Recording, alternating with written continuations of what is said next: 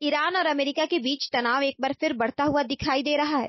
इस बार वजह बनी है एक ऐसी खुफिया जानकारी जिसने पूरी दुनिया का ध्यान अपनी ओर खींच लिया है।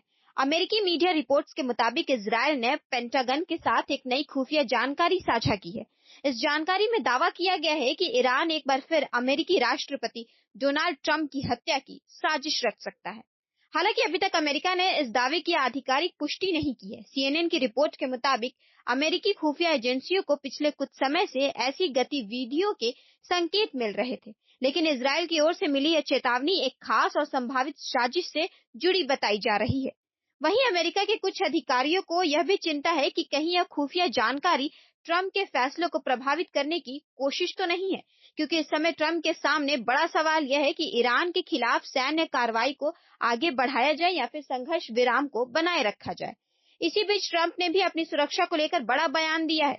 तुर्की की राजधानी अंकारा में पत्रकारों से बात करते हुए उन्होंने कहा कि वे मुझे मारना चाहते हैं, मैं उनकी हर लिस्ट में हूँ। अभी तक मैं किस्मत वाला रहा हूँ, लेकिन यह किस्मत कब तक साथ देगी यह नहीं पता। दरअसल ईरान और ट्रंप के बीच तनाव कोई नया नहीं है। ट्रंप के पहले कार्यकाल में ईरान जनरल कासिम सुलेमानी की अमेरिकी हमले में मौत के बाद से ईरान लगातार बदला लेने की बात करता रहा है।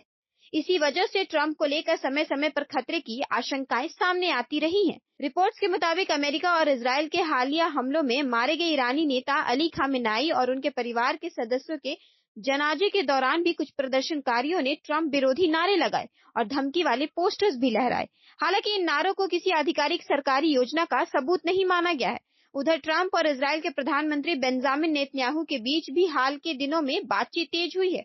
दोनों नेताओं ने फोन पर क्षेत्र की सुरक्षा स्थिति और अमेरिका इजरायल के बीच समन्वय को लेकर चर्चा की। इजरायल का कहना है कि दोनों देशों ने आगे भी मिलकर काम जारी रखने पर सहमति जताई है। फिलहाल सबसे बड़ा सवाल यही है कि क्या यह खुफिया चेतावनी अमेरिका और ईरान के बीच तनाव को फिर से युद्ध की ओर ले जाएगी या फिर दोनों देश संघर्ष विराम को कायम रखने की कोशिश करेंगे। अब इस पूरे मामले पर दुनिया की नजर बनी हुई है, क्योंकि आने वाले दिनों में लिए गए फैसले सिर्फ अमेरिका और ईरान ही नहीं बल्कि पूरे पश्चिम एशिया की स्थिति को प्रभावित कर सकते हैं। ऐसे ही नए अपडेट्स के लिए जुड़े रहे प्रभात खबर के साथ। प्रभातखबर.com, विश्वास वही, रफ्तार नहीं।